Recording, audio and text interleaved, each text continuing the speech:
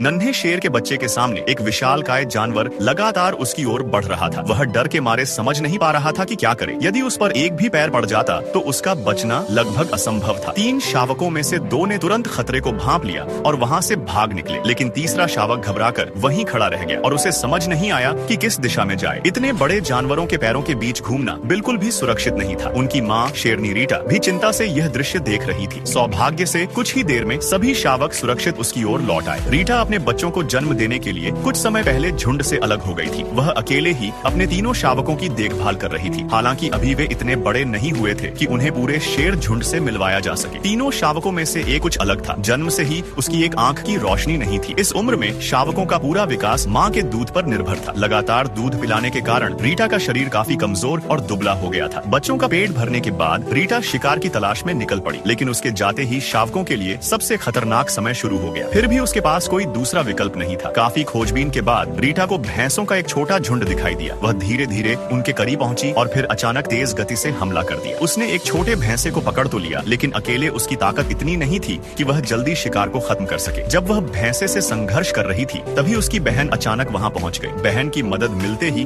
दोनों ने आसानी से भैंसे को गिरा दिया और शिकार सफल हो गया। बहन के लौट आने से रीटा के जीवन का बोझ काफी कम हो सकता था। शायद लंबे समय बाद हुई इस मुलाकात की खुशी में वह समय का ध्यान ही नहीं रख सकी। रात होने तक भी वह अपने शावकों के पास वापस नहीं लौटी। लेकिन जंगल की रात छोटे शावकों के लिए बेहद खतरनाक होती है। तभी दूर से जंगली हायनों की आवाज सुनाई दी। यह सुनते ही रीटा चौंक गई और पूरी गति से अपने बच्चों की ओर दौड़ी। लेकिन अब बहुत देर हो चुकी थी। जिस स्थान पर उसने अपने शावकों को छोड़ा था, वहाँ जंगली हायनों ने पहले ही पूरे इलाके की तलाशी ले चुके थे। रीटा घबराहट में इधर उधर अपने बच्चों को खोजने लगी। वह लगातार उनकी गंध और पद चिन्ह तलाशती रही, लेकिन उसे कुछ नहीं मिला। उसकी एक छोटी सी भूल ने उससे उसके सभी बच्चे छीन लिए थे। यही जंगल का कठोर और निर्दयी नियम है, जहाँ एक क्षण की चूक भी जीवन और मृत्यु के बीच का अंतर बन सकती है। अगले दिन रीटा और उसकी बहन वापस शेर झुंड की ओर चल पड़ी। जब झुंड के अन्य सदस्य उन्हें लौटते हुए देख रहे थे, तब किसी को भी यह नहीं पता था कि रीटा ने कितना बड़ा दुख झेला है। फिर भी शेरों का झुंड एक परिवार की तरह होता है। अपने साथियों की मौजूदगी और उनका साथ शायद रीटा के टूटे हुए मन को कुछ राहत दे सके।